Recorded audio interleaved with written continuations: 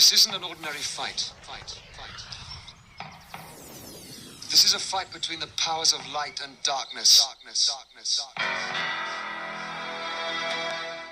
Today on the Restituto Orbis channel, we examine the account of the Victorian workhouses, or as we posit they are, the reset labor camps.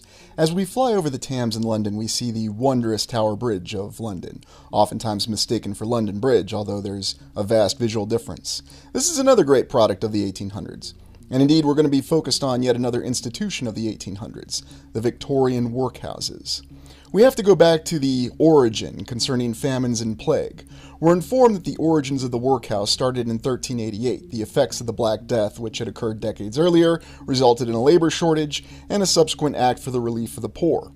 So it's one of these accounts where we have a policy that's in place for hundreds of years and yet still affects the population in the United Kingdom, or Great Britain, or England as it was known during those years. We begin by examining the series of famines that occurred in the 1300s. There was a great famine and there were numerous famines. This weakened the population, a population that was focused on agrarianism, or bringing the harvest in from the fields. In the feudal enterprises at the time, they required serfs to bring in the harvest. We also had a 100 Years' War going on between England and France, and the war was allegedly paused because of the effects of the bubonic plague. Due to the weakness of these famines, the population was susceptible to the bubonic plague brought in by the fleas that rode on the rats. At least that's what history tells us, and many people were dying. People were dying in horrifying ways. The population of France decreased by 50%. The population of England at the time decreased by 20 to 30%. So you can see there was a disparity in how they were hit.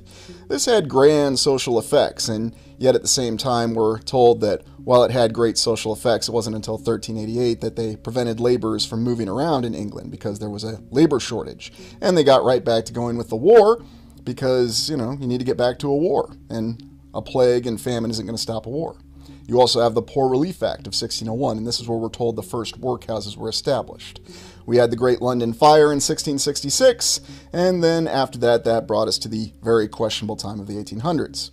We started with the Industrial Revolution, which supposedly changed the nature of jobs, providing different jobs in different areas and bringing people off the farms.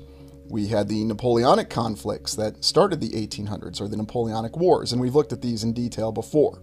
And once these ended with the Industrial Revolution, we had many people wondering about the land, and now we look at the workhouses. And so here was the issue. You had labor laws that prevented people from moving from one county or one shire or one parish to another, and you had more people than you had work. So there were a lot of poor people. It should be noted, though, that the workhouses were for everybody. Orphans, the elderly, and even prime working age people seemed to end up there. What we're informed is that the workhouses were established so the state did not have to provide dispensation for these people. And there was supposedly a distinction made between able-bodied people who could work and idlers, or people who were able-bodied who opted not to work. The workhouses, we're told, were the Victorian era's answer for this. And so what they did was they had a design for these, although when you actually look at many of these workhouses that remain to this day, you'll notice that they are varied old world buildings, which seem to be many different designs. There's also the disturbing element that these workhouses seem to function as a place to incarcerate people. Indeed, many of the accounts at the time, such as from Charles Dickens' novel Oliver Twist, told us about how the workhouses function. The people who were there were fed and worked in very poor and harsh conditions, and they were kept away from the rest of society. They were given special uniforms to wear, so they couldn't really leave the workhouses. And if you look at how the workhouses were actually facilitated or run, they were operated much like prisons. Now, this is the mainstream account saying this. This is not some alternative history account. It is well known and well documented that these places were quite terrible. They were horrible. You will see those adjectives used frequently. The fact that forced child labor was a fact of life within the workhouses, or the elderly being forced to work, beyond just simply being a greeter at your favorite retail store. And while it may seem like it's a bit of a comical element, we have to consider that there were many unfortunate children that were taken away from their families. Children separated from their families, spouses separated from one another, the same practices that we saw when it came to the asylums. And there were also asylums operating at this time. So many different institutions, and yet it conflicts with what we're told about the fact that the great nations of Great Britain, England, the United Kingdom as it evolved, and then of course the colonies in the United States, that they cared about people, and yet they didn't have funding to provide these many institutions, yet somehow they were able to do it. The official story tells us that in Great Britain, that they delegated the care for the poor down to the parish level, and yet all these parishes constructed these workhouses. We're told that there was a template or a design for the workhouses, much as we're told there was a design for, say, the Kirkbride Asylums, which, while it emanated in the United States, somehow it spread across the land. So, very, very odd series of conflicting accounts, and consider many of the horrors that occurred in the workhouses. You had long working hours, you had total control, people weren't allowed to drink, people weren't allowed to celebrate Christmas, at least until the later years of the workhouses, and there's conflicting accounts about that. During the many famines, which also afflicted areas around the Great British Empire during the 1800s, and we're not exactly sure how that happened, you had many people that sought emergency relief at the workhouses. In Ireland and Scotland, they called these places the poorhouses. And here you can see an example of one of the alleged designs of these residences, or residences for the poor, as they euphemistically called them at the time. And again, you can see that there is a vast disparity in the buildings. This is Patrick Colquhoun. He was a Scottish merchant and statistician, and he was quite in favor of the workhouses. In fact, he said that poverty is necessary and it's indispensable, lest someone like him actually have to work. There were contemporaries, though, that said that his remedies caused more evils than problems they solved, so perhaps Patrick Colquhoun would make a very effective modern politician. No wonder Scotland was all about signing those treaties of union, because then they could have their own people put in poorhouses, which is what they called workhouses in Scotland and Ireland, interestingly enough. So they still had this same model of these very well-constructed and well-built poorhouses, workhouses, or all the other names that we have for these places that somehow just seem to end up having people incarcerated at them. And the reason for this being was that they needed to give them jobs. They needed to provide them a means of existence. That's what the official story says. And you can also find other accounts of very cramped conditions, and these seem to vary. Although some people might argue that this doesn't look any more cramped than any military bay or barracks. You can find an example, though, of the rules and the orders, which do seem to have a bit of a military nature to them. Everyone will do as the master or mistress of the house tells them to do, that they have to be in bed by a certain amount of time and be up by a certain amount of time. Everybody has to work. Anyone found guilty of really anything will be punished by the utmost severity of the law, and that always seems to be the way things are. We do have subsequent accounts that they tended to loosen up the nature of these places once the works of Charles Dickens and other contemporaries made it aware to the population of how much people were suffering in these workhouses. There's also a conflicting account of how many people in the United Kingdom today actually have genetic connections with people who went through the workhouses. We're informed currently by the mainstream that about 10% of the population in the United Kingdom has a genetic connection to the people that went through these workhouses. It's difficult to say, though, the exact numbers of the population. I always found it fascinating that we knew the exact numbers for life expectancy even during the bubonic plague. We're informed that prior to the bubonic plague, when it hit England in the 1300s, the life expectancy was 29.2 years. And then after the bubonic plague hit, it was lowered to 17.4 years. Very precise numbers. Who exactly was keeping track of these numbers, especially during a time when we're told that they had to rely on census data from when the Normans conquered England? You'll find many images of these workhouses where you see numerous individuals. We have many pictures of the elderly, we have many pictures of children, who are all eating as though they're in some sort of military organization in a giant bay. We also have many different diagrams and supposed designs for these workhouses, although one would expect they would be standardized.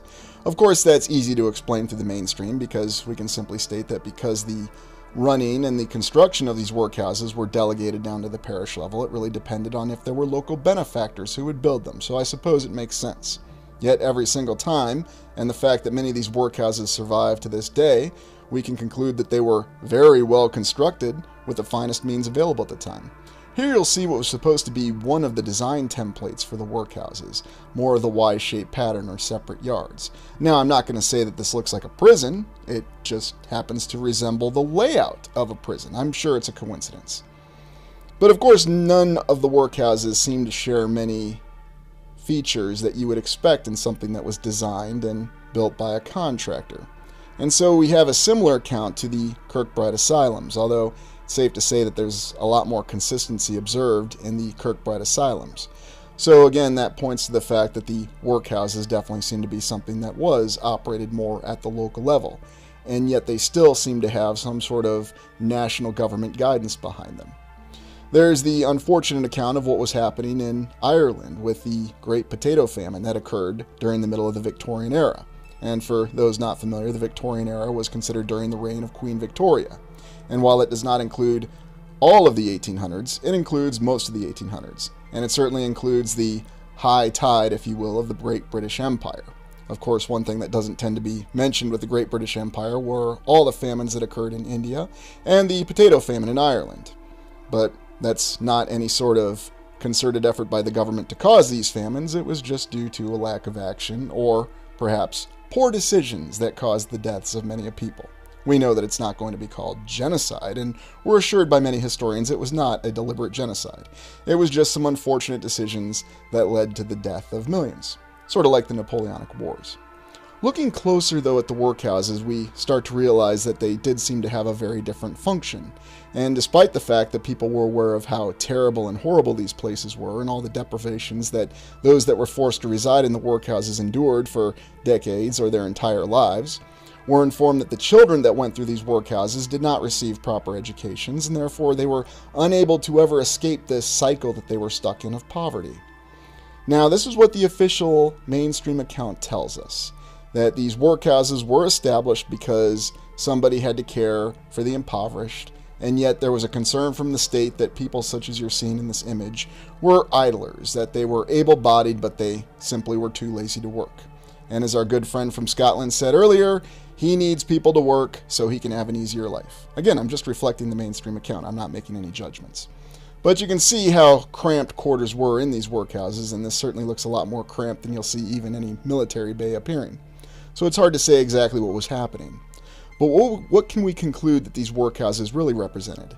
If these were contemporaneous with the asylums as we're told that they were, and we consider an alternative perspective of what was really going on, if you have a series of conflicts that are going on across the entire land, or dare I say a worldwide conflict, in which you're destroying the enclaves of a previous civilization, you have many survivors. You have many people that are taken prisoner. Entire groups of people, whole populations that were told in the 1800s were relocated. And where were they relocated to? There's a very interesting special relationship that the United Kingdom, Great Britain, and the United States have always had, even though in the very incipients of the United States we're told that it was a revolution to break free from the influence of the British monarchy. And yet then this special relationship was established. And so if all of these people were being brought from across the British Empire and across the nascent American colonies at that time to certain reception points, large ports of call, then perhaps they were bringing all these people in to be reprocessed in this new civilization. Or maybe it was just the fact that there were still many people from this previous civilization that were still across the land. In the United States, they called them Native Americans, and in the United Kingdom, Great Britain, England, they simply called them the poor. Because really, if you have no way to document or verify anything, you can pretty much say whatever you want. Now, granted, that's a rather extreme assertion and a rather extreme hypothesis, especially if you're a fan of the mainstream account. You certainly can't disprove it, although you can't really prove anything because, unfortunately, there are no first-hand sources left who can tell us exactly what happened in the 1800s. Indeed, there is nobody alive now who can tell us what happened in 1899 even. Whatever truly happened, though, this left a psychological scar on many people. There are people to this day that you can talk to who have experiences of the workhouses, or at least a collective memory of it, passed down by their family. And they talked about what a horrifying experience it was, such as this example of a prison ship, the hulk of a slope that was originally in the Royal Navy that was converted to be a prison ship. Imagine being forced to endure these cramped conditions and live in decaying wood during that time. And then you have the images and pay attention to what you see in the expression of the faces of these people. We know what these images are from, and we know what we call these places today, where people wear uniforms and they are processed and they are forced to do labor. We have many different names for it. Yet, looking at what remains of the workhouses, we do see a very elaborate architecture. And there's also the fact that many of them are still standing in perfect condition to this day. Now, when the United Kingdom finally went away from the workhouses in the 1920s, 1930s, after reform was finally established and we're told that care for the poor went back officially to the government, then many of these facilities were, much like the asylums, converted into hospitals and other institutions and dividing up care for the poor. Indeed, we can see some of these accounts at the time from the 1800s that showed how the poor did not even have enough to eat, at least the people that they referred to as the poor, or perhaps labeled as the poor, picking the bones to live. There's also the type of work that they were doing. It seems to be very monotonous work. We're informed that they crushed the bones of animals to create fertilizer, and later accounts even state that they were crushing the bones of animals to create roads. Very interesting accounts. And the United States had its own workhouses as well. Yes, the land of opportunity, the land of so many millionaires, as some people have told me in comments on other videos, that there were just millionaires everywhere in the United States, St. Louis, Kansas City. But they had workhouses, or poor farms, or poorhouses as they called them in the United States. Indeed, here in Iowa, they had a poor farm. Why or how would you need a poor farm in the 1800s in Iowa when you're literally giving land away? Or you have 10% of the population that needed to go fight a civil war? And after that, you still had the Native American conflicts to engage in. But these poor houses or these poor farms did really exist in Iowa. They are very well documented. So again, this is another element of this relationship between the United Kingdom and the United States, which exists to this day. Who knows, perhaps there's a little bit more to the Atlantic Charter than we realize. Perhaps it was in existence far longer than we know of. And again, you can find the same mix of old world buildings with these poor houses, these poor farms in the United States. Some impressive architecture. And every single state, much as they document their mental asylums in the United States, also documents the attempt to deal with poverty. And so it seems to be yet another layer, another institution that's designed to incarcerate people. Because that's really how these places functioned. Now, of course, officially you would understand that once you managed to achieve work on your own, or you were able to get a job, perhaps you could escape the cycle of being, how shall we say, a guest of these places. And here in Kansas City, they didn't have a workhouse, they actually had a work castle that was constructed in the later portion of the 1800s. Yes, a work castle. It makes total sense, doesn't it? This structure is still standing to this day, although it seems to have become a canvas for the Bob Ross version of graffiti. It's still rather intriguing that they decided to build a castle in Kansas City for the workhouse, or the work castle, because I guess you need the finest structure so you can house the people that are going to be working, who are poor. It only makes perfect sense, doesn't it? And naturally they have these postcards that show how wondrous the structure is. And it still stands to this day in Kansas City. A castle that was constructed for the poor, so they could work there. I suppose that makes a lot of sense, especially when you have millionaires all over the place. So, prison for paupers, that seems to be what the workhouses were for. But what was their true purpose? What was really going on at this time frame? We have to look at the grander scale of events, and we consider the Reset War that was occurring in the 1800s. After the reset from the 4th to the 5th era, we have numerous peoples who were across the land. Officially, the Circassians were an ethnic group from the Northwest Caucasus, an area that seems to come up in our explorations a lot, especially with Alexander the Great. These people were, unfortunately, in the way of Russian expansion, at least that's what official history tells us. And they had a very honorable military tradition and some rather unique styles of dress and clothing that were allegedly adopted by Russian military units after this conflict. In the 1860s, after decades of conflict, there was a forced relocation of these Circassians out of the Northwest Caucasus areas, and you can see that many of their styles of dress are quite intriguing and almost seem to be something from a fantasy land in many different ways, and yet we're told that these were just a group of people that were in the mountains and were simply, unfortunately, in the way of Russian expansion or settling of the Caucasus or the east side of the Black Sea. Very odd series of accounts, and yet we notice that this relocation of people matches another account that was going on in the United States at the same time. And we can see that there were numerous commanders in the Russian army who were told employed policies of total destruction. And oddly enough, it matched many of the policies of destruction that we saw going on at the exact same time in the United States when it came to how they were dealing with the Native Americans that were also, unfortunately, in the way of expansion. Again, this is according to the mainstream account. But could there have been a much more deeper story behind this, such as Tsar Alexander II, a contemporary of Abraham Lincoln, who even sent warships to help the Union during the United States Civil War? Oddly enough, Sochi, where that strange 2014 Olympics opening ceremony occurred, was in the land that was inhabited by the Circassian people. So many strange accounts and strange coincidences. But it's one of those accounts from the 1800s of the forced relocation.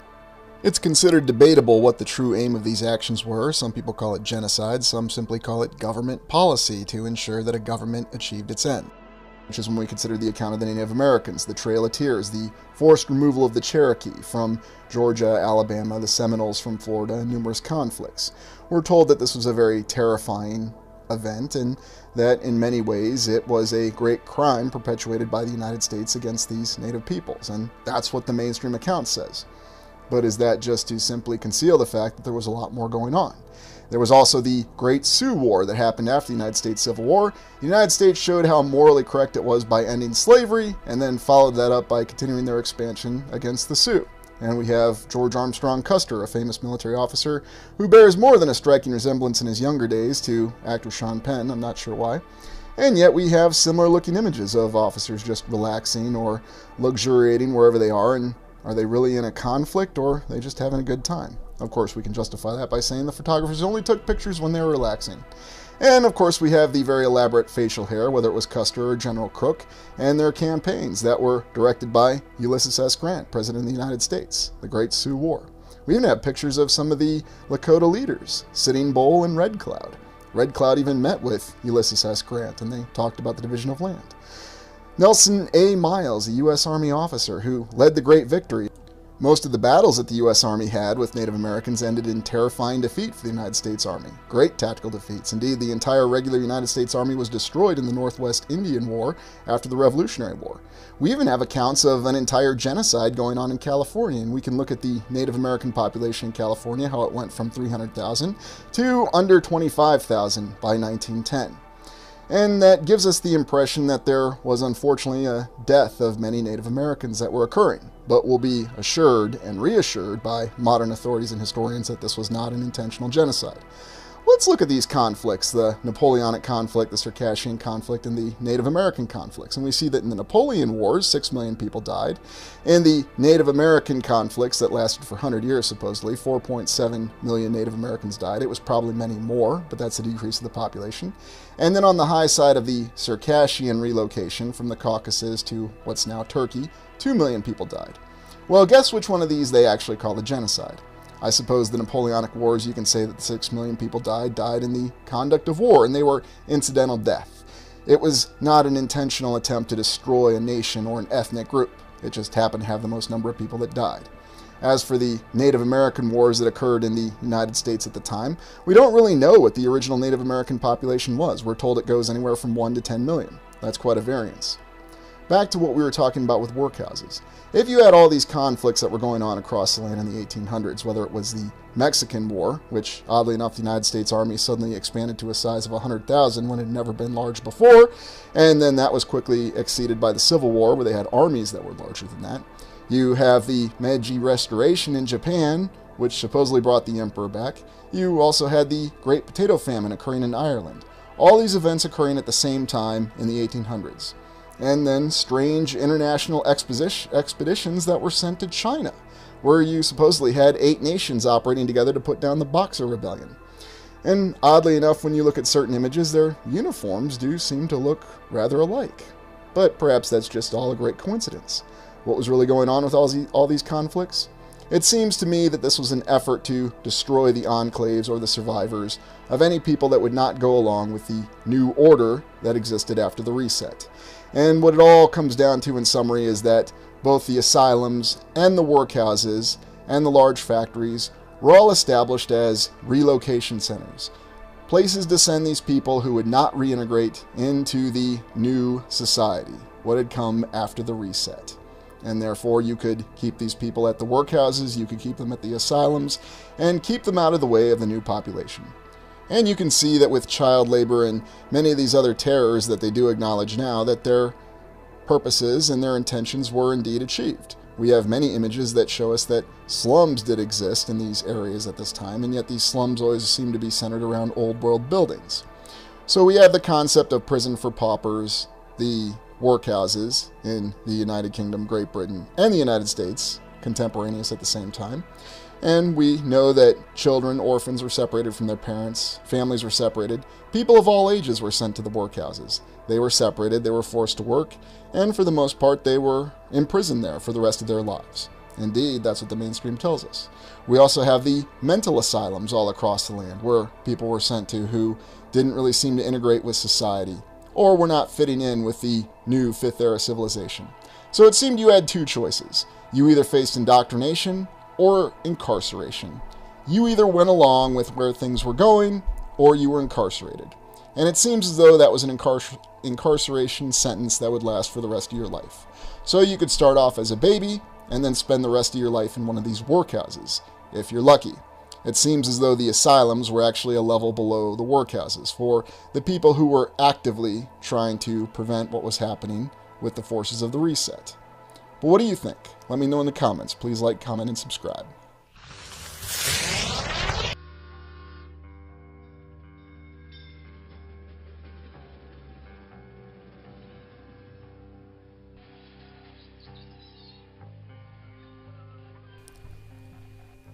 Welcome, and thank you for joining me for today's exploration into orphan trains completing the reset.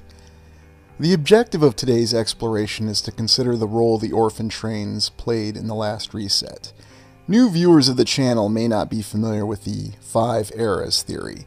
The channel has several theories for the existence of the Old World and Tartaria, and this is one of the theories that we consider the most plausible, the 5 eras theory, breaking down the entirety of human existence into 5 distinct eras that were separated by hard resets. The Golden Age comprising the first 3 eras, and then the Tartarian Age, or the age that preceded ours, whatever you want to call it, the civilization that we believe was across all the lands that came before us. Then we had a hard reset, and the year on that hard reset we debate. Was it 1850, 1800, and 1750? And that brought us into our contemporary age, or the current time frame that we have many unique and creative names for, such as the age of plastic, the age of disposability, and the age of many different alluring historical narratives. What we're looking at here, though, is the time frame immediately following 1850, which is when we believe the last reset occurred. And we're going to look specifically at how that reset was implemented. It looks like there were 3 distinct approaches that were used: conflict, assimilation, indoctrination, and typically in that chronological order. And in fact, even to this day, we see conflict, assimilation, and indoctrination. The 19th century was rife with conflict, to include the United States Civil War, the Crimean War, and yet you can look and see many other conflicts.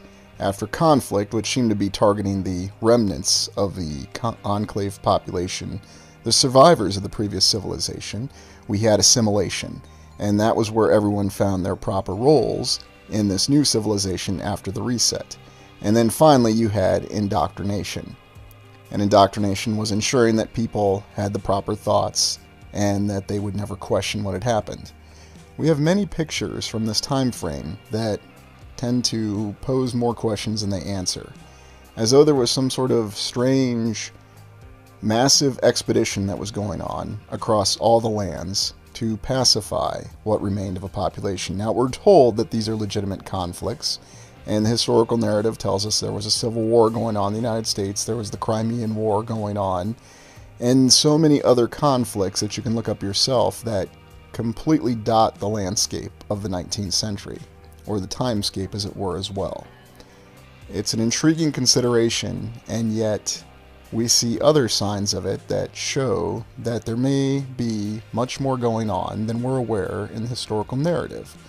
The United States Civil War is often examined because of the conflicting accounts that we have in what occurred in the Civil War. Oftentimes we have pictures that don't match the narrative that we're given, or create more questions than they answer.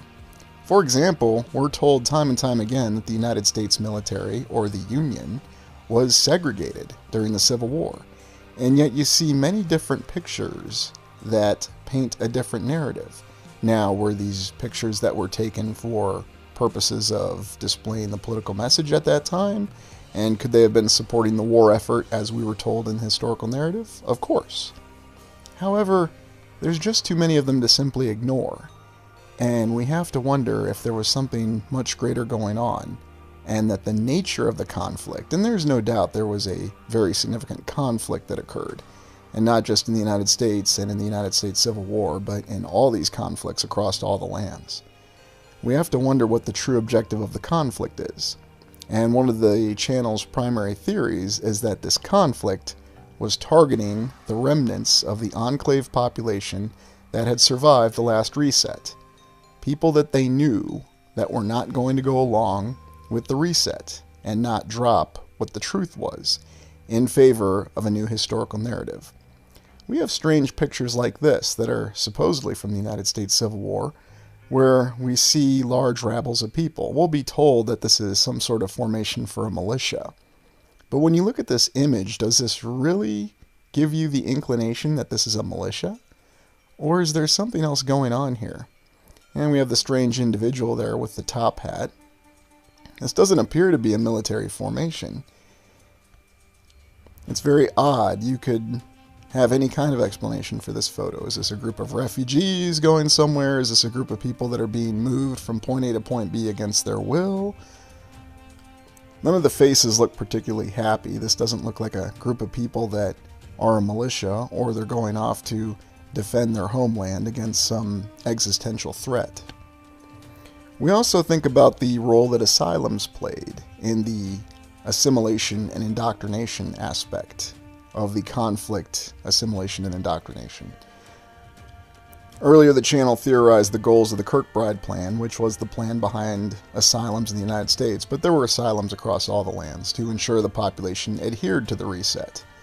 This was their way to ensure that people properly assimilated and they were indoctrinated. And if they were not, they were sent to the asylum, where they would live out their lives. It also supported the dual purpose of being able to explain the presence of isolated large facilities that didn't make sense. We even had special soldier asylums for soldiers who may have served in this conflict of suppressing the enclaves that remained from the previous civilization, and they were unwilling to accept the narrative that they were given after the conflicts were completed.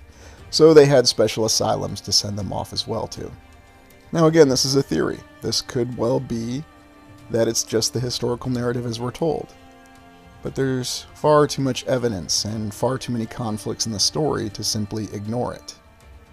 And now we have to look at how the orphan trains played a role in this. We're given many accounts that there were just simply roving bands of children, especially in New York City. And we're told that this was because there were many children born out of wedlock. This is an interesting account because at the same time we're also told that culture in the United States was very different. That religion played a large role, and morality played a role within the family.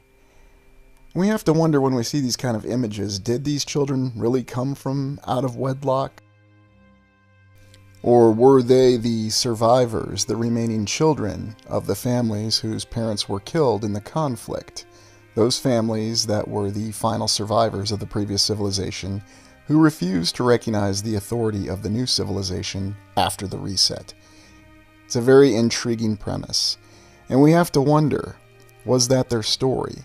We consider the concepts of diaspora and dysphoria.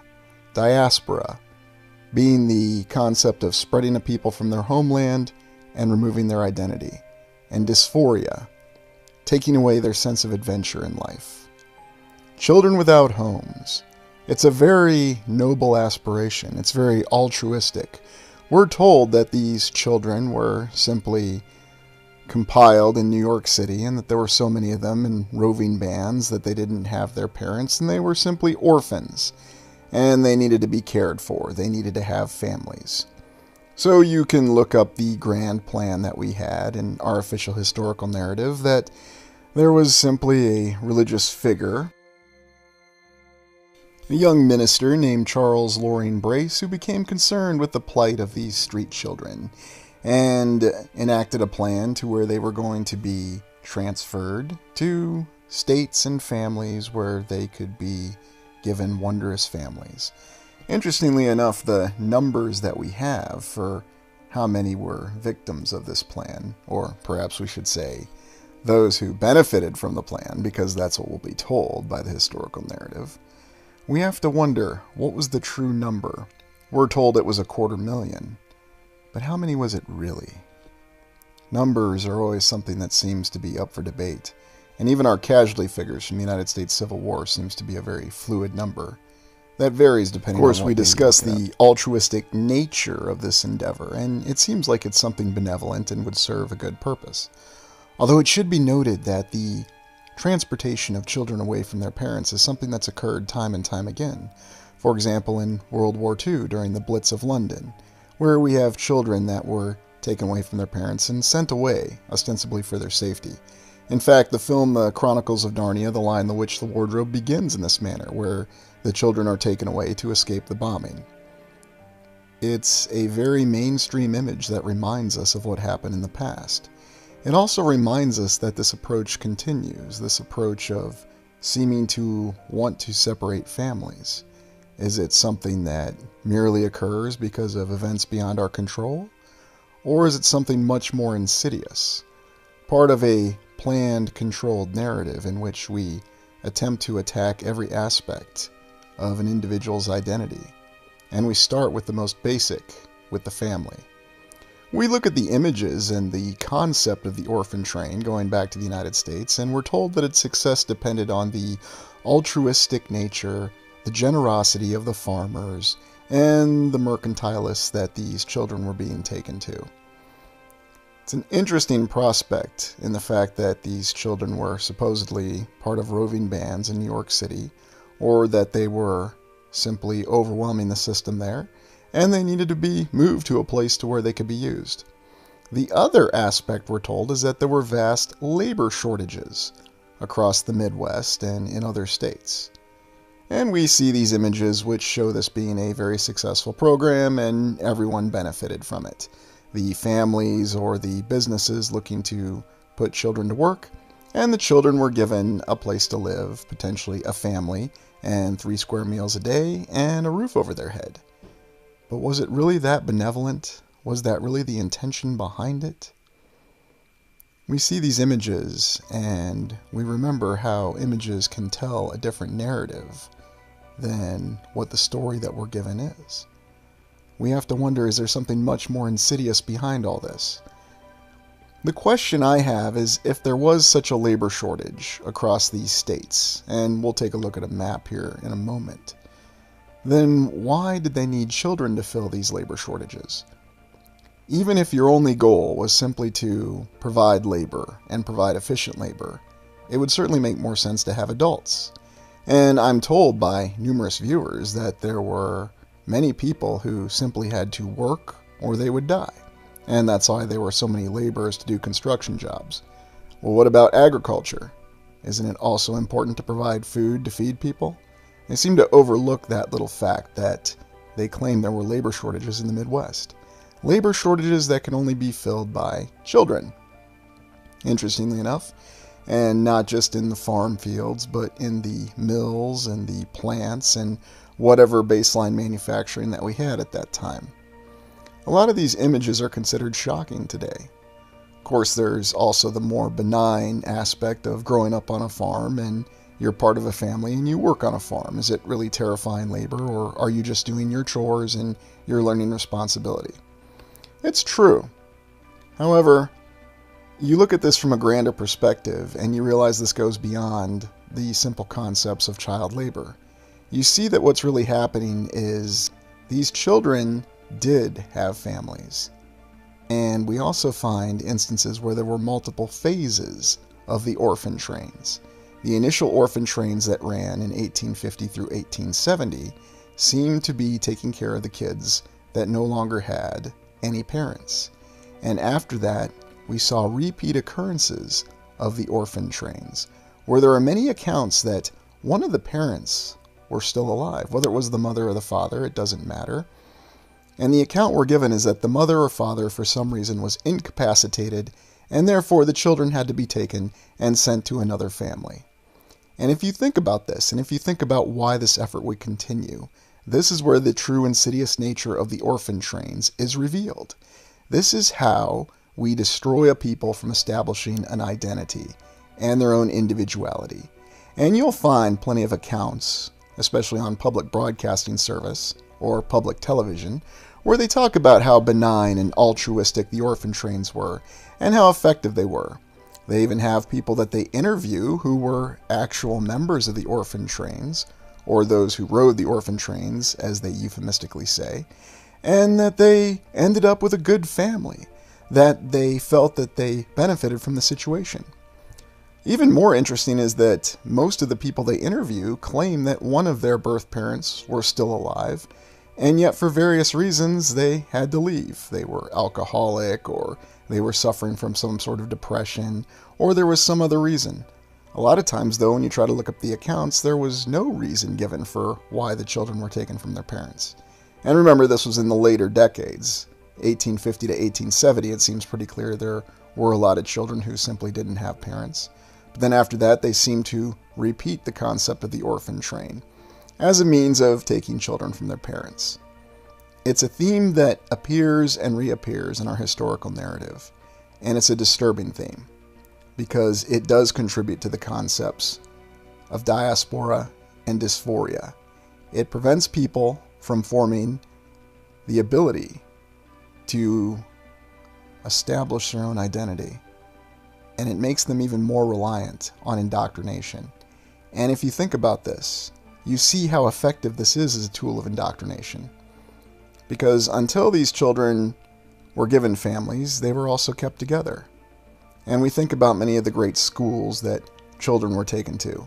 We also think about some of the schools that we looked at in our earlier explorations, such as St. Coletta. And we have to wonder if they had a different purpose.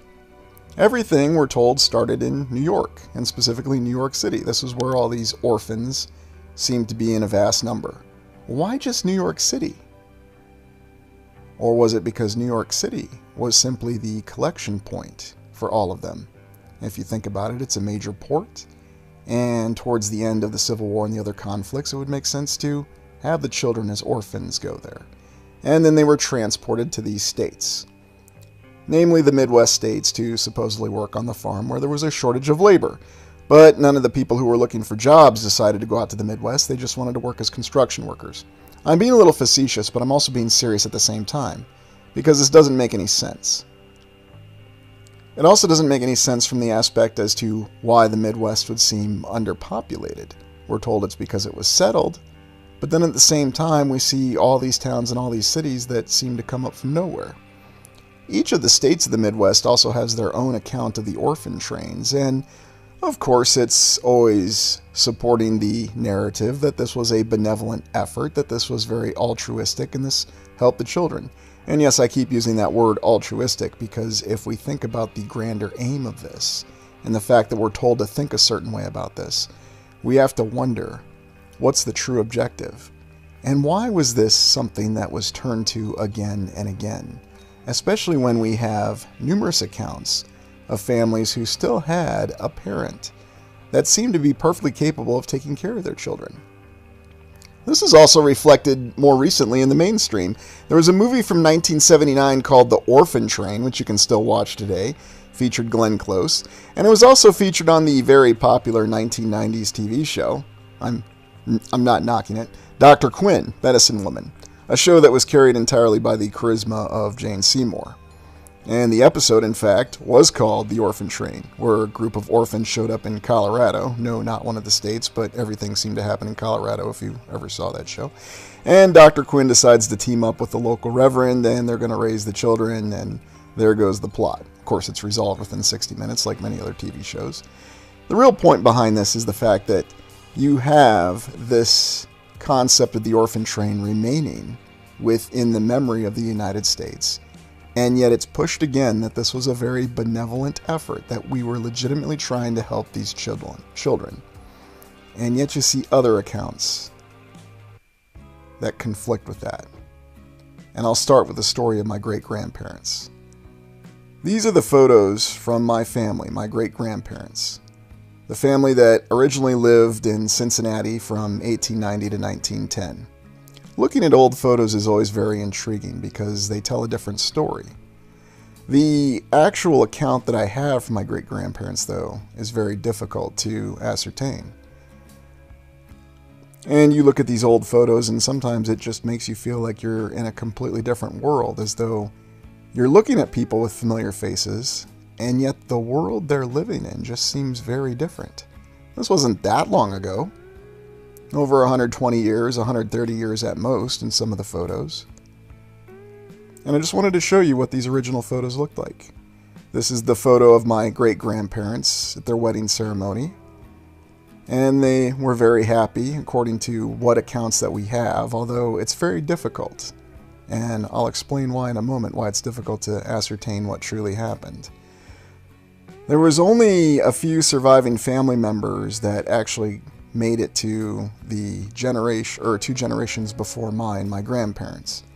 And there was quite a tragedy that occurred. From what I understand, when they were married, they were very happy, and they were prepared to take their place in life, and they lived in Cincinnati initially. And also the stories that my great-grandfather, pictured on the left here, was a very adventurous individual, and he was someone who had a very keen intellect and wanted to find answers in his life. Apparently he was someone who didn't necessarily accept the answers that he was given by others, and searched on his own. There's accounts of them going to several different World's Fairs or World's Expositions, to include the Chicago World's Fair, the Cincinnati World's Fair, and finally the St. Louis World's Fair in the early 20th century. However, the records are very difficult, and it's hard to say exactly what happened. They settled on a farm in Kentucky near Cincinnati, and that seemed to be where they lived and enjoyed their initial life. Initially, they had 3 children, and then it increased to 5 children as they were running the typical farm. Here's where the story starts to take an ominous turn. For reasons unknown, my great-grandmother suddenly died, and it's difficult to ascertain exactly why she died. There's nothing stating sickness. There's rumors of post-childbirth difficulties and the usual health aspects of that time. But nobody seems to know for sure, and there's no written account or anything in the news that survived to this day that tells me exactly what happened. The story gets even stranger when the fact that my great-grandfather, an adventurous individual and someone who was reputed to be very reliable, and most of the members of my family, if not all, and all the descendants from this branch of the family, they were all about family and all about going the extra distance to take care of family. Yet for some reason, my great-grandfather had all of his children taken away from him. There was nothing ever stated on an official reason for why this happened, why he would be unable to care for them, or why he'd be unable to move on. Subsequently, he was confined to the Central State Hospital in Louisville, Kentucky, where he spent the last 3 decades of his life. These were the last pictures that were taken of him, and this is from the 1940s. I can't get an exact date on the photo. And it was supposedly from the time that my grandmother was able to visit him and took these photos, and you actually see Central State Hospital right behind him here. I do look at his face, and I see that he seems to be content or at ease. And there was once a letter that he had written to his children, and yet I can't find that letter. I only have memories of it from my grandmother and her surviving sisters, and most of them have passed away now. Still, I wonder, why were his children taken away? What really happened? I only have more questions than answers. And that was the unfortunate tragedy of how his life ended, and how my grandmother and her sisters were put on a later version of the orphan train. The other thing that I found going through the photos was this strange postcard of the concourse at the Union Terminal in Cincinnati. You might recall it's the building we looked at in the exploration of Cincinnati that clearly inspired the Justice League building from the old Super Friends in the 1970s. Curious that this would be found in the effects that remained from my great-grandfather. This structure was not completed until the 1930s, And he was detained, and I'm going to use that word, in Central State Hospital in Louisville long before that. So why was there a postcard like this within his effects? It may not mean anything, but I have to wonder, is there some sort of clue about this? There's nothing that remains of his writings or his journals or even the letter that he wrote to his children after he was sent to Central State Hospital. So all I have to go on are clues, and I'm going to continue these explorations to try to find my own answers, because I feel there are many questions. We're also going to be looking more at the orphan trains, specific examples, and what effects they may have had from 1850 to 1870, and then their continuation in the 20th century. There's much more to explore with this, and yet it's clear we can see that this approach is still used even to this day with conflict, assimilation, and indoctrination. It seems to be the way that people are kept in line, and that people are not only given activities which they must focus on, but also... Welcome to the Res to Orbis channel, and today we're going to be exploring death shrines, or the concept of the ossuary. And as we fly over this very famous and well-known ossuary in France that commemorates the Battle of Verdun, the meat grinder battle from World War I, where over 100,000 French and German soldiers met their untimely demise, we think of the fact that there seems to be a lot of respect that's given towards the interment of these remains of all these unfortunate soldiers who died in these infinite frontal assaults that occurred for an entire year. And yet there is more of a story behind these ossuaries, and an ossuary is simply a structure where bones are stored, and we'd like to think that bones are stored in a very respectful manner. And indeed, as we look at this World War I monument ossuary cemetery, we can see that the greatest respect is given to soldiers who died in battle. And yet I use the concept of ossuaries as evidence for our reset theory, the reset war that occurred between the 4th and 5th era and our 5 eras theory. Now, the intention of this exploration is to show that hard evidence, and believe me, there is hard evidence to be seen. And we'll start at Kutna Hora in the Czech Republic, population 21,417. Rather modest population, especially when we've considered how populations have exploded in certain places, such as Seattle, where we had over 200,000% growth in a 100-year period. So it's quite amazing to see a town or small city in the Czech Republic where there's only 21,000 people and not 5 billion or 5 trillion. And I'm being serious. It's in this very modest town, though, that we're going to come across our first ossuary. And it's simply a chapel where bones are stored. And in this town, we even have another one of these very intriguing plague columns, because we just can't get enough of these plague columns. Again, another interesting reminder of what we have, that we supposedly survived a terrifying plague, so we decided to build a monument or memorial to it, and it's a column.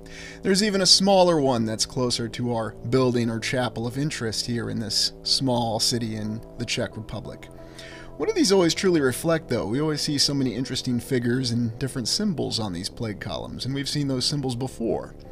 Now we go to Sedlic Ossuary, which is in the town in the Czech Republic, where we're going to take a close look. Now, we're told that this is a chapel where remains have been stored. Now, historically, and I'm going to avoid a lot of the historical narrative because, quite frankly, I find it very absurd for all these locations we're looking at in this exploration, we're told that this was a highly desirable burial plot for people to be buried in the years from medieval times all the way until the present in the Czech Republic, or whatever nation or organization of empire it originally was. And the official story does tell us here that the reason that they have so many bodies in this particular little chapel is this was a highly desirable burial plot. So what they were doing is they would remove or exhume the bodies that were already buried there and simply pile up the bones in great bone pyramids. Well, eventually they brought along this individual, a gentleman by the name of F. Rindt. We don't really need to concern ourselves with his name because his biography is so shallow it's not even funny, and we can see that even these arrangement of bones here is very unfortunately and shabbily done. But when you look deeper in the structure, you can see that 40 to 70,000 sets of bones have been arranged in a very artistic manner, and supposedly Mr. Rindt, or whoever he really was the individual who was hired fortuitously in the 1800s to arrange these pyramid piles of bones in a very artistic format to decorate this chapel in a very macabre or macabre manner, whether you're using American or British English. Yes, I always find pronunciations funny. Now consider this. Why would this ever be acceptable? How could it have ever been acceptable for bodies to have been exhumed? And they even have a legend that it was a half-blind monk who went about the task of exhuming all these bodies, these 40 to 70,000 bodies. How could the church ever accept exhuming bodies? And then furthermore, how could anyone ever accept arranging these skulls in this very macabre display? There's something awfully disturbing about all this when we look at all these bones and the way they're arranged. Now, of course, we won't think twice of it because this is a very popular tourist attraction in the Czech Republic. It's a very unique site. Now, if you look past the bones, you can see some very elaborate architecture within this little chapel. And now you can see how it's been decorated in this very disturbing manner. Are we really to believe that this one individual in this one location did this? And perhaps you might be thinking this is simply something that happened in one random location and that this is not widespread. Who in their right mind would decorate a location with these bones in this very disturbing manner? Because as we can see, this is really a display. And what are you doing with a display of human bones? Well, many people have this, those who are into hunting, and I'm not judging people who are into hunting in this exploration, I'm just using it as an example. We display these things to show trophies, to show achievements. Now, of course, the historical account tells us that this was merely a work of art to do something with all these bones, instead of actually, burying them, as we'd like to think the major religions of our land tell us to. And yet we find them arranged in this very bizarre format. I don't know, it makes you wonder if this is where Alejandro Jodorowsky and the designers had for their aborted Dune movie in the 1970s when they were going to design House Harkonnen. And then, of course, H.R. Giger. You can see where a lot of nightmarish inspirations may have come from looking at these rooms and these locations in this so-called ossuary in the Czech Republic. Now, you might be surprised to know that this is most certainly not a one-off location. There are many locations across the land where we have the bones displayed in this very disturbing manner. Now, a lot of people say, oh really, and you're simply being a killjoy. Why can't you just enjoy the artistic depiction of human bones? Because when I look at these bones, if these bones are indeed real, which we're assured that they are, and when I actually went to this location many years ago, the bones looked and seemed pretty real to me. I remember that every single set of bones, and is it really 40 to 70,000 or is it many more individuals? Every single set of bones did used to be a human being at one point in time. And so I remember that and I consider that, and I find that very odd that it would ever be acceptable to any sort of society or religion, no matter what the time frame, to arrange the bones in these very disturbing formats. To show these bones as some sort of disturbing work of art, and in a Catholic chapel, no less. At least that's what the official story tells us. And how could it have ever been acceptable to have all of these bones exhumed from their rightful burial plot, just because we're told that everybody else wanted to be buried there, and so they respected the wishes of the people who were going to be currently buried there? And of course the answer will be, it's simple economics. The church needed money, and therefore they accepted their money. You look at this building, though, and you can see that on the outside it does have some interesting touches of architecture, and certainly on the inside it does as well, but what was the original purpose behind the structure? And we've explored this concept before in one of the very early explorations on the channel with the arrangement of bones in the underworld horror concept. And what are we really looking at? I believe that we're looking at trophy displays. This is something to remind us that a group of people in the past were completely destroyed, annihilated, and this is all that's left of them. Their bones, arranged in a trophy formation representing works of art. It is disturbing, and at the same time I believe it's also disgusting to a great extent that this is allowed to persist.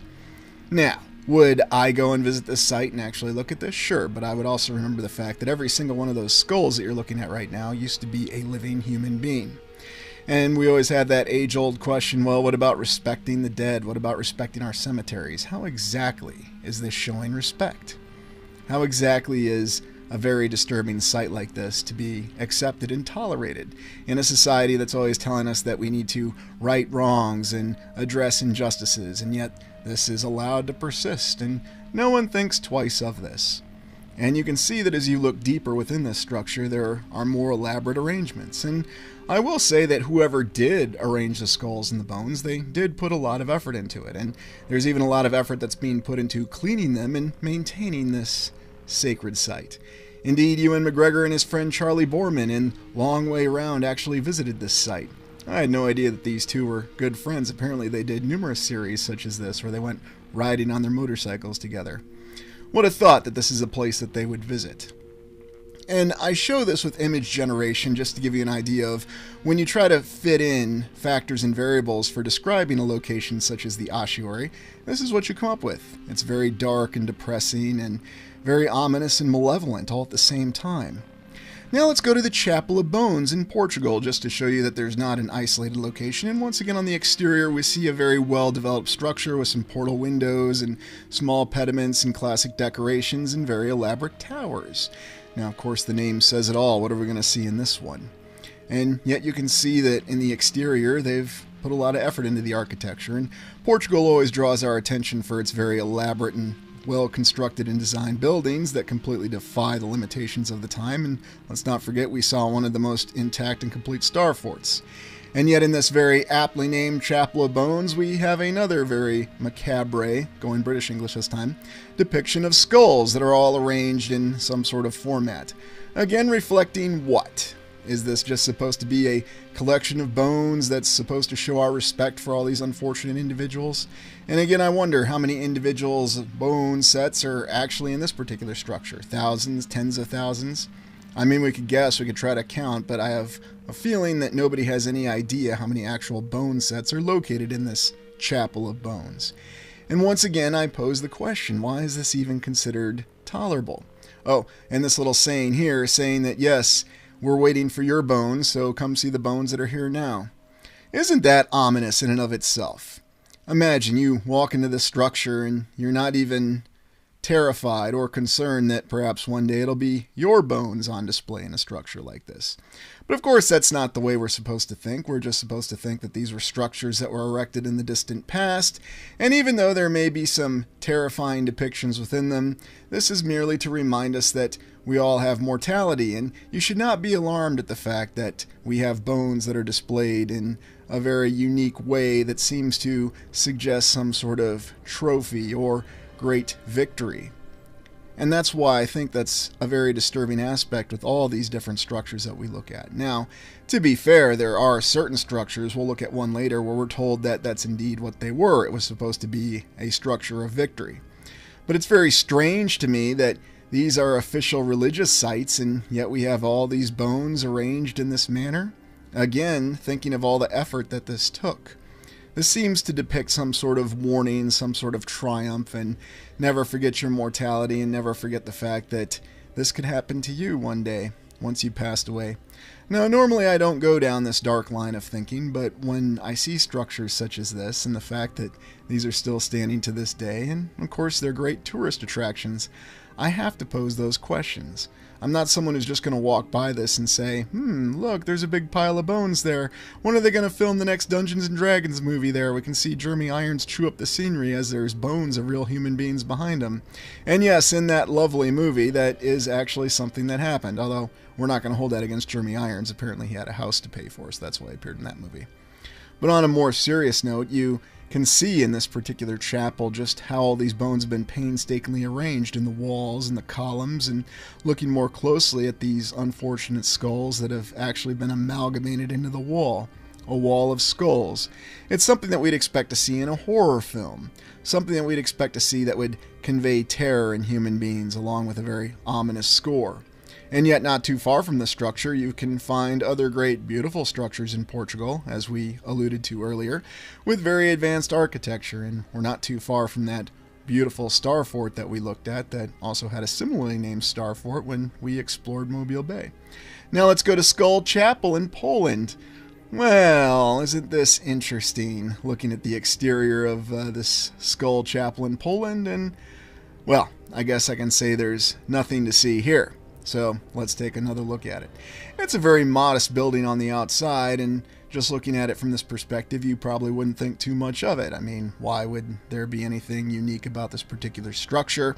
Why would it actually get your attention if you're just going around Poland? And Poland is a very beautiful nation, as many are, but then you go on the inside and you can see the bizarre, macabre arrangement of skulls, bones, and yet done in an artistic format around a crucifix, no less. So what exactly is being conveyed here? Why do we have this strange fixation on depicting and displaying human remains in this way? We're taught that the major religions of the land now value the proper treatment of the dead, and even the older religions or belief systems involved immolation, or cremation as it were, although that's considered barbaric by some standards. Of course, any sort of thing can be considered barbaric, and what's really the meaning of that word? I'm not going to follow that one down, but when you look at these different structures and you consider how these skulls are depicted, you have to ask these questions because, again, there was a lot of effort that went into arranging all these bones and all these skulls to look like this. And I find it even more disturbing that this is done in buildings that we're told are religious. So again, this gives us more conflicting accounts. Do we have actual spiritual beliefs where we truly value the welfare of human beings? Or is that just something that we say and then we do something else, which is something we come across every day? And of course, you'll probably say, well, it's just a normal contradiction because that's how human beings are. Yes, human beings are supposed to reflect their spiritual strength, but then they're supposed to be reminded of their material mortality. And therefore, depicting bones like this in a painstaking manner, and just imagine all the effort that went into this, and even more strange, having all these bones arranged around these angelic figures. It's almost the true contradiction that you see in some of these structures. And yet I suspect that these structures remain, and keep in mind we've looked at catacombs before, and we will be looking at catacombs here in a little bit, but these are all structures that are above ground. And these are all chapels and ossuaries and what have you that are depicting bones in this way as a warning, as a reminder, as what happened to those who obviously were not to persist. Now let's go to the Paris Catacombs, where we have the remains of 6 million people. This is one of the many entryways, and you can see that there's a lot of unique aspects to Paris. Yes, we have Paris on the exploration list coming up pretty soon.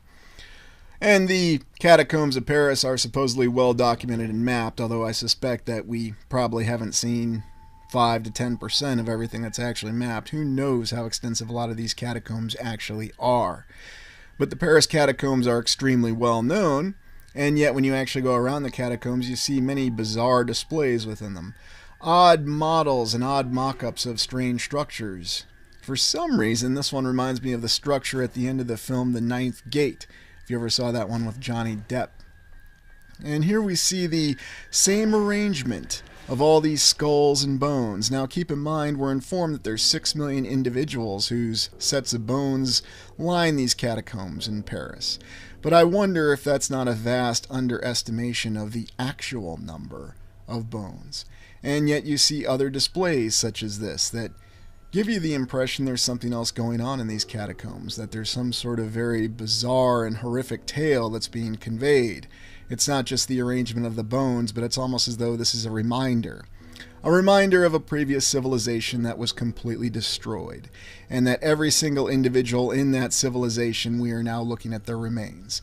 At least those whose remains actually survive to this day, because if we look at some of the forces that we saw that were clearly applied on other remaining structures and what they did to them, we have to wonder what those same forces would have done to human bones. Would there even be anything left, or would it just simply be completely reduced to dust, or even less? And yet here in these Paris catacombs, you can see these strange arrangements of skulls and bones, and consider all the effort and time that was put into this. And of course we'll have the usual hand-wave story that it was monks and it was members of the church trying to be respectful to all of these deceased individuals by arranging their bones in a format, and in a nice format and a pattern around a cross, such as we see in this image, because that's just completely normal. And indeed, all of us are certainly guilty, and yes, I'll use that word directly, of going around on trips, and I've done it myself. I'm not above it, and I'm not going to judge anybody else, but guilty of simply going through sites like this and not being fully aware of the implications of it. What does it really mean when you're going across bones like this? Now, we have some people, such as Native Americans, who are very expressive about how they respect their tombs, and we can certainly respect that. Yet in these catacombs in Paris, we supposedly have strange figures such as this, with this individual who seems to be passing through the wall. What exactly is this all about? Let me know what you think in the comments. But back to the topic of actual consideration for the dead, How can we say we have any consideration for them when we just simply walk through these catacombs and we treat it as a tourist attraction? Or we're on our motorcycle riding with our best friend and we stop in the Czech Republic to take a look at these arrangement of bones. Quick, pose for your picture, smile. Never mind the fact that you're lined up to 100, 200 people whose lives are not remembered. And I also find that rather disturbing when people want to tell me that our explorations don't respect the original builders of the buildings that we look at, but then those same people are all about gallivanting around these piles of bones and not thinking twice of it. And that's probably the most disturbing aspect of it all, because again, that's not necessarily something that you can hold individuals directly accountable for if they're not aware, because we have a society that says, yes, it's perfectly okay to go walking amongst these bones and posing with them for pictures and make sure that they're kept clean and they're kept in their proper formats and arrangements to show their artistic appeal. I'm just going to be very honest, I find the whole concept of bones being depicted like this for artistic appeal disturbing beyond the ability of words to convey. And I find it more disturbing that we continue to use these Paris catacombs as a tourist attraction and these other ossuaries that we've looked at as a tourist attraction. Let's take a look at Skull Tower in Serbia. Now, this is one of the bone monuments, or ossuaries as you will, that was originally supposedly constructed as a warning when the Ottomans had defeated a rebellious force of Serbians in the distant past, or whoever they were actually fighting, and the rebellious force decided not to surrender to the inevitable, and they allowed themselves to all be killed.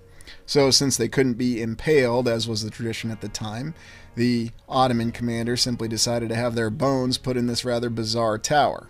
If that is indeed what happened, although I sincerely question all these accounts, because if they were already dead, what is this going to show and what's this going to prove? It's really strange. It seems to be yet another structure that matches the other structures that we've looked at, where once again we have skulls on display to remind us of human mortality. And it's also a very bizarre display that we could really say is simply a trophy. And that's really what I think we're looking at with all these ossuaries, these towers, these chapels. We're looking at a true commemoration of what remained of the previous civilization. We are looking at their remains in every single one of these. And maybe that's why it's more disturbing to me beyond any reason, is because these were once human beings that were probably the part, or at least the end, of a great civilization. And now their bones are displayed as trophies, a reminder of a civilization that was destroyed. Now, whether it destroyed itself or it was destroyed by external forces, or, as I suspect, a combination of both, it's very unfortunate that this is what's remembered of them. Because we can certainly determine that in our current society, if any other certain group of people that was defeated in a conflict in the past, anything from the 20th century, and they had their bones depicted like this, there would be quite a response to it. At least we'd like to think there would be. But I suppose for a lot of people, it's just what they're told to value and what they're told to be upset or concerned about in the day, in the moment. Because it's always interesting to me just how fluid it really is. And yet you can see and get the almost lifelike and disturbing quality just looking at these skulls. And who were these people exactly? And is this kept as a reminder to us to stay in line? Because just as we saw in the little chapel in Portugal...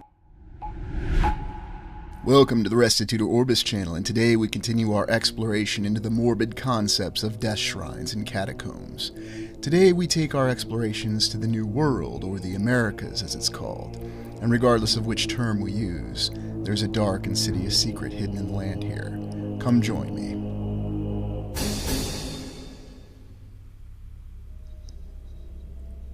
The pre-Columbian era is a hand-wave term used by historians to describe the entire period of the Americas prior to its discovery of Columbus, or by Columbus, in 1492.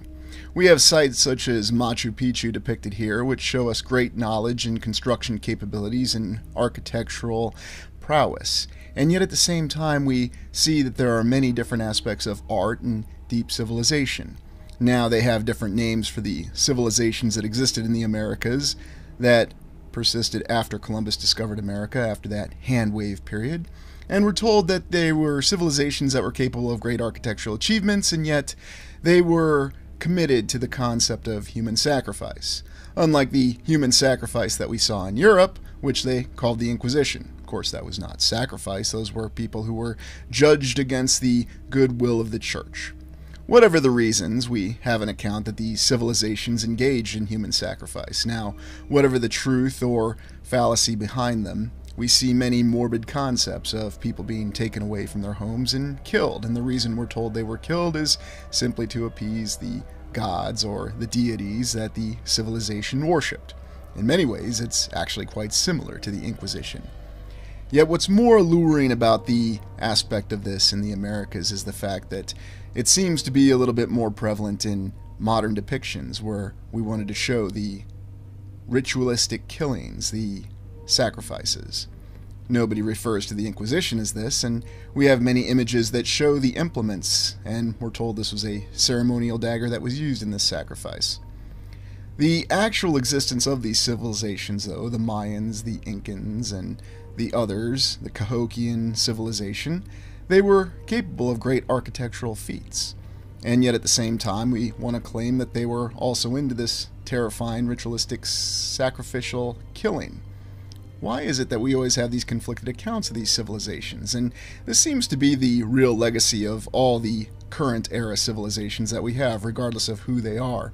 And we look at some of the strange art from the Mayans or the Aztecs, and oddly enough, we see this individual, we're told, lost their head, and yet now they have a head of snakes. Very interesting depictions, and are we to believe that this is what happened, or are we to consider that this is simply propaganda, if you will, a different story that was told by the conquistadors? And yes, let's not forget that we're told that a mere group of hundreds of Spaniards managed to conquer empires of over millions who were capable of these architectural achievements. Something is not adding up here. But the reason I preface this particular exploration with this consideration of the Mayans, the Incans, and the Aztecs is we're told these were the civilizations that existed after Columbus discovered America, and they were subsequently destroyed. We also have this interesting little depiction of what's supposed to be modern art depicting what was Mayan art that was composed in 2014. And I merely show this to give you the example that our modern artists can reflect this. And now we go to the Basilica and Convent of San Francisco, Lima, Peru, supposedly built in 1672, but who knows for sure. A very intriguing structure that once again reflects many of the wondrous cathedrals and basilicas that we've seen across Europe. But this is in the New World in Lima, Peru. And what exactly does this reflect when we look closer at this structure? We can see the fine detailing of architecture, and this matches many of the great structures that we've looked at in Europe, exclusively Portugal and Spain, and we're told that they had all the time in the world to complete those constructions there. But in the 1600s, not too long after this land was discovered with all these great challenges, we're to believe that these civilizations of Spain and Portugal managed these wondrous achievements, building the exact same structures. And of course, with the policy of encomienda, or in simple summarized terms, forced labor that was imposed on the natives that they encountered, many died to erect these structures. And yet somehow in some way these conquistadors and their descendants, who we're told wore iron armor in very difficult conditions, they managed to pull off these architectural achievements. And yet in this convent, this basilica, there is a much darker story. As much as we have with many of the isolated locations in Europe, we have an account of catacombs here. But we have to define and understand the difference between catacombs and death shrines. We also have some interesting architecture when it comes to the walkway. How old are these blocks, and how were they set in there so finely? How is it holding up so well after all these years? The interior of this basilica and this convent is no less impressive. Very advanced construction techniques with fine geometric precision and many different arches. The same signs that we've seen in structures across the land. So while we have the account that the quote-unquote New World was discovered later, and had a different form of civilization imposed on it according to the official history, we still see tremendous architectural achievements. And perhaps what we're really looking at with the Mayans, the Incans, and the Aztecs and their architectural achievements are indeed something from a previous era even that somehow managed to survive. Or maybe what we were seeing was the very height of the previous civilization. The same peoples, but who do we actually give credit for who accomplished these structures? What we do know is that they're still standing, and they definitely point to a grandeur that we don't expect the people of this time to be capable of. If the Spaniards and the Portuguese were limited to simple horsepower and simply trying to survive after conquering these mighty empires, then why didn't they simply repurpose the existing structures? Why would they bother building these newer structures, according to the same diagrams and plans that they had over in Europe? No, there's something much more to this story. And what seems to be a more plausible explanation is that we have, once again, the concept of civilizations building on top of other civilizations. But the timeline doesn't make sense that we're actually given. What would make more sense is if the history occurred as we're told for the Spanish and the Portuguese to simply repurpose the pyramids that they found, to simply repurpose the structures. We even have famous individuals that are allegedly buried at this convent, this basilica in San Francisco and Lima.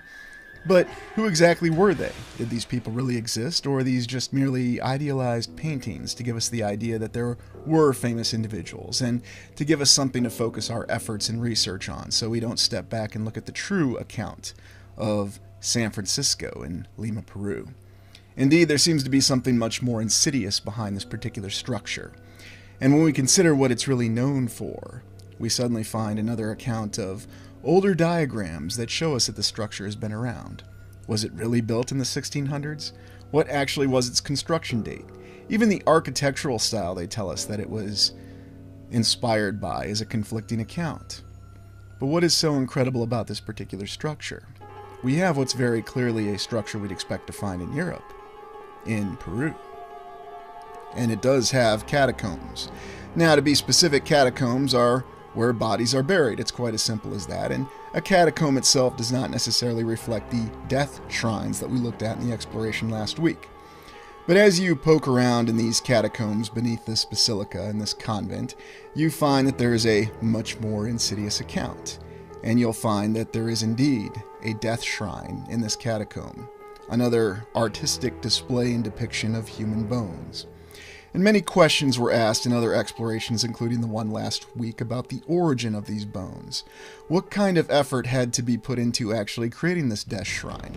These bones all had to be completely cleaned off of human flesh and the remnants of the deceased. And then they also had to be arranged in these very morbid displays. And again, who actually puts the time and effort to do this? And according to the official history, we have all these monks and these other individuals who devote their time and their effort to establish these. And even in more recent accounts, we just have random carpenters and artists with a more morbid styling who decided to arrange the skeletons and the remains of human beings from the past in this very morbid display. But once again, we know what we're looking at. We're looking at a display of human trophies that for whatever reason, the people of this civilization were exterminated. Now, in this particular account of South America and Peru, it would perhaps make more sense that the Spanish and or the Portuguese simply wish to display the remnants of the natives. The problem is we have the exact same thing being done over in Europe. And it's also in many other locations across the land where we have these very morbid human displays, or these human trophies. And even in this more insidious image where it looks as though these unfortunate individuals were put in some sort of close containment, and yet the bones were stacked. What exactly is going on with all this? Again, it seems to be a reflection, a warning of what happens to those who do not adhere to the authority and the power at the time. And whatever the actual account, I find it hard to believe that any sort of legitimate human religion would accept anybody stacking and displaying bones in this manner, in a very morbid and artistic display. And yet this is exactly what we have. And we do see this in many other forms of fiction, where the stacking of bones in this manner is considered very inhuman. It's considered something that is very disgusting and perverse. And yet I'm sure there's no shortage of individuals on social media who, if they see these sites, will simply ask you the question, well, what's strange about that?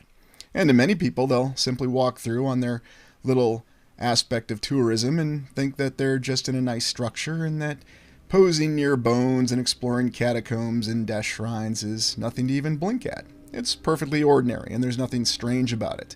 There's nothing strange about this elaborate arrangement of bones in this very morbid display to many people. Now, once again, I'm not judging anybody. I believe that a lot of people are simply told to simply overlook this. Focus on the great architecture that you see and realize that you have a wonderful historical site here. And yet, we have conflicting accounts about the morality of depicting bones. We're often told that Native American graves should be respected. So, whose bones are these in reality? And why do we have a conflicting account about some bones being respected and other bones not being respected? The deeper you go into this catacomb, this particular death shrine, you find more morbid displays. And this shows that in the New World, in the Americas, there are indeed death shrines. But what about in the United States? There are many catacombs in the United States, more than are generally known, but there are no actual death shrines. In other words, there's no bodies that are really displayed anymore. But we have no shortage of what we're told are catacombs. Now, a lot of times we could explain them as simply being tunnels. We have tunnels under every major city in the United States. And indeed, virtually every capital complex of a state capital, every federal building, every star fort has a very intricate and well-documented, I love using those terminologies, network of catacombs that run underneath them. Now, oftentimes they'll tell us it's merely an underground city. We have underground cities in Seattle, Atlanta, and many other locations that we've explored in the past. And yet at the same time, they do officially acknowledge that these are catacombs. You can take a tour of the catacombs underneath New York City, and you can find other connecting tunnels. But it begs the question, why are there no bodies? Why are there no death shrines? The official explanation will be given is that because the United States is so new, apparently a little newer than what we just looked at down in South America, that they didn't prefer to use catacombs, even though we're then told in a conflicting account that, yes, these are catacombs. These are supposedly tunnels that are underneath the Iowa State Capitol. I can confirm that there's some of them. And if you look in the account of Des Moines, the capital of the state of Iowa, there are numerous rumors and indications of a vast series of catacombs that were found off of the riverbed. But good luck trying to document that or find anybody that'll corroborate that now. But whether the catacombs in Des Moines existed or not, we do have an account of many other catacombs under many other major cities that still exist to this day. And indeed, we did explore some of the catacombs underneath Indianapolis and Tomlinson Hall, where we had that lovely story of that pigeon that dropped a cigarette, and that caused Tomlinson Hall to burn to the ground. Fortunately, the structure and the catacombs beneath were unaffected by the fire, so it seems as though there is a location that could survive a fire. But you can find many different, interesting aspects of infrastructure that still exist to this day that give you the perception and the indication that there were indeed vast catacombs, and catacombs that were larger even than the ones we looked at in Paris. And here, looking at the imagery of Tomlinson Hall, we're supposed to believe that this structure simply was burned down. Yes, of course, because the fine pillars of the structure were actually made of wood, and there are many people that simply accept that explanation. I do not. I find it rather absurd, but everyone can come to their own conclusions. I'm simply presenting what we're told and what we see with Tomlinson Hall in Indianapolis. And the reason that this comes to mind is that because of the fact that once Tomlinson Hall burned down, the only thing that's left underneath it are the catacombs. No bodies to be found, but you'll have conflicting accounts on that. There are bodies that are actually hidden beneath the catacombs in Indianapolis. There are other morbid displays that are still alluded to. And interestingly enough, we do have conflicting accounts again from the United States within these catacombs. Was this merely a foundation? Was this a tunnel system? Was this some remnant of the previous civilization that survived? Or could there be a much more insidious explanation for why we find no death shrines or displays of bodies within these vast catacombs? It's very strange that we're told these are catacombs, though. So it's as though someone wants to give us the impression that yes, death did occur in the United States, but it's simply explained by the fact that this was how they decided to dispose of remains. And in the United States, we're told that they have a much more greater focus on having the dead buried above ground, or at least within the ground, and then within crypts that are above ground. But then at the same time, everywhere you go, you'll find these tunnel systems. You'll find these crypts that are underground, within the ground. You'll find the remains of great underground cities beneath the aforementioned Seattle and Atlanta. So it seems to be conflicting accounts. It's as though we're supposed to be confused about what's really going on in these catacombs. And yet we find one of the most alluring and insidious mysteries so far that we've come across in this alternative research that we've done on this channel. It seems as though these catacombs are more extensive, but no death shrines. Why? Perhaps it's because we weren't supposed to ever see the remains of the human beings that were actually in these catacombs. And whatever bodies that we have in them now are something that have been placed there more recently. And why is that? What is the alluring mystery behind why we were not supposed to see the bones within these particular catacombs? We have many different conflicting accounts in the past of different types of human beings that resided specifically in what is today the United States, Canada, and northern Mexico. Now, can we be certain as to the geographic range of these different types of human beings, or is this just a legend, a myth, or a rumor? All could be true, but we do have numerous clues and numerous indications. There's also extensive cave systems that are more extensive in the United States than in many other locations. Again, even in Iowa, we have a very vast cave network, the Makokata Caves, but it's not just Iowa. You can go to Missouri, you can go to New Mexico, you can go to Kentucky, and you'll find some of the largest cave systems in the known land. And oddly enough, many of these cave systems are well developed, with developed concrete walks in them that we're supposed to believe were constructed by the WPA in the United States because there was nothing better to do during the Great Depression, or whatever silly account we have of how the infrastructure within these caves or these tunnels was actually established. And yet it points to something that's being kept from us. It points to an insidious secret that we're not supposed to know. What happened to the bodies in these catacombs? There was a reason not to display the bones in the death shrines in the United States. It seems as though we weren't supposed to see them. And why is that? Because if we actually saw the remains of these human beings, or perhaps this entirely different group of human beings, we might have uncomfortable questions about it. It might not be so easy to explain. For example, we have the well-documented concept of elongated skulls.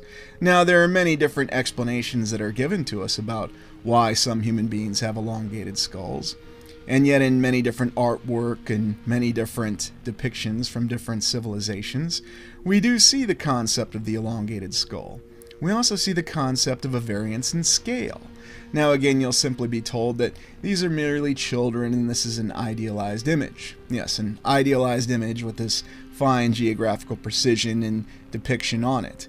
But yet you'll find many different scaling within the beings. It indicates that either there were giants in the past, or there were very, very small people in the past, or both and all the above.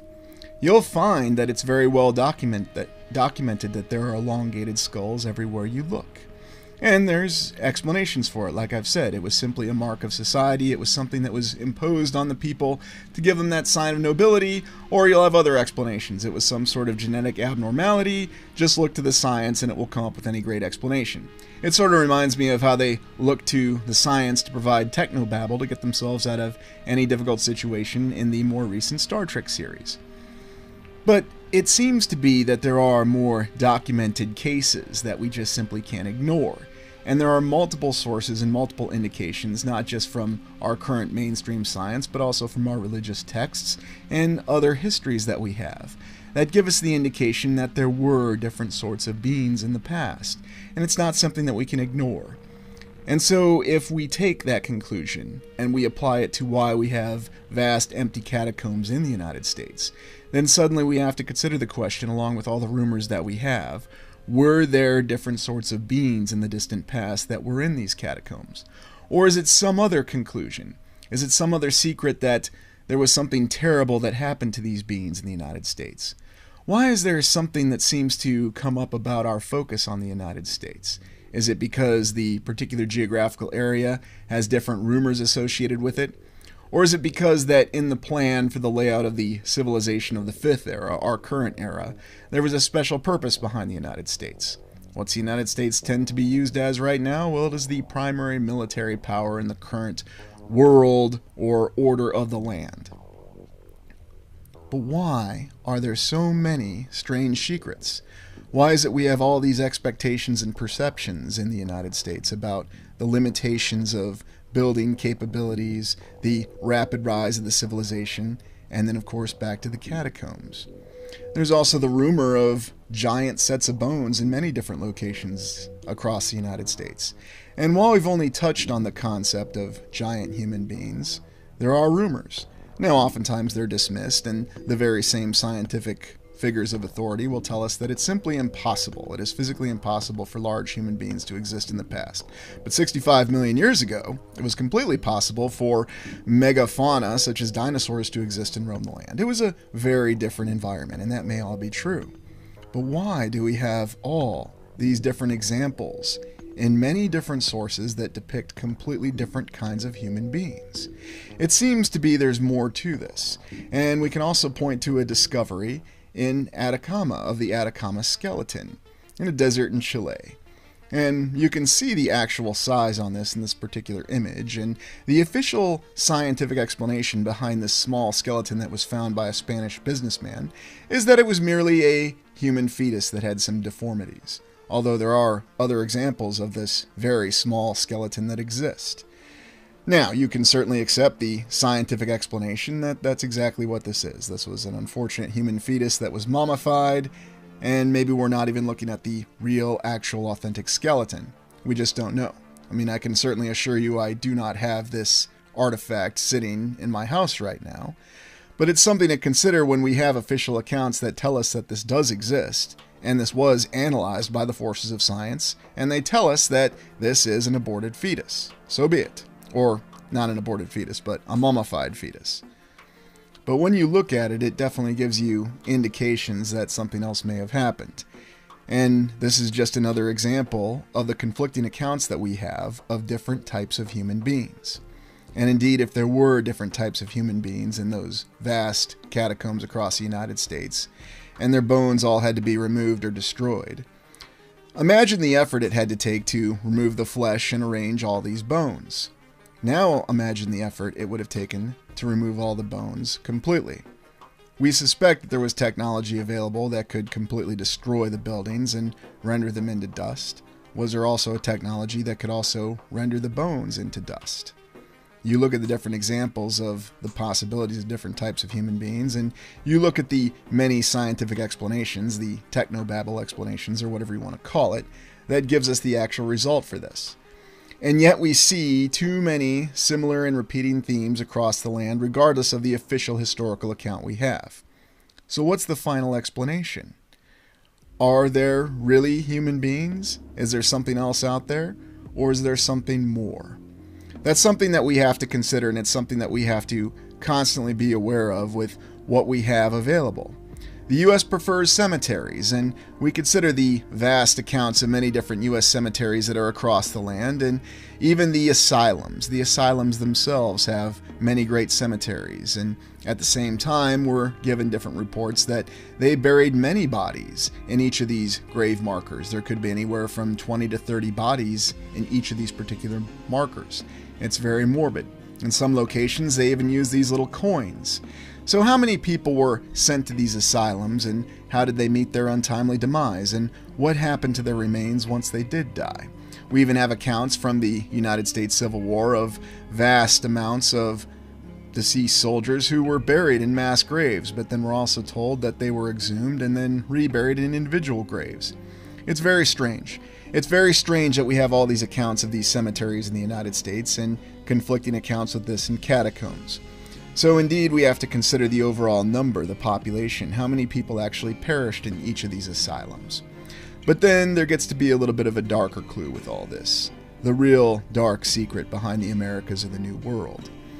The asylums were everywhere across the land, but what was their original function? What was their original intention and purpose?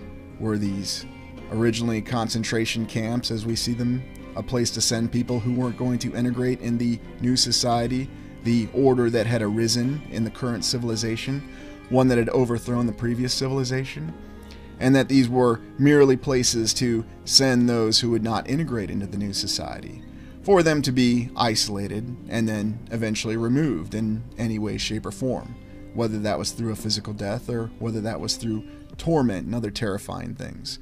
There's a reason why we have such a terrifying legacy with the asylums. And yet at the same time, when we step far enough back and we look at the asylums and we look at other sorts of institutions, we can see many commonalities with the way they're laid out. Indeed, we know what these asylums really are. They're actually compounds, a series of buildings that all seem to have similar functions. And when we consider those compounds, perhaps they had a very different function, something that points back to the previous civilization, compounds that were established by the Fourth Era civilization, as we call it on this channel, to attempt to survive the reset. But perhaps the most intricate clue that we have is the fact that we do have this account of many bodies being buried in these compounds, in these asylums. And it's indeed this clue right here that tells us that there's something that we need to examine within these asylums, where we'll continue to unlock the mysteries as we try to understand and piece together the real account of what happened from the Fourth Era civilization to the Fifth Era civilization. I always consider that it's possible that the actual history that we've been given is true. However, with each successive exploration, I continue to find that to be less and less likely. The compounds of the soldier homes. Now, these were also called soldier asylums. This was a place for soldiers after the Civil War to go and essentially live out their lives.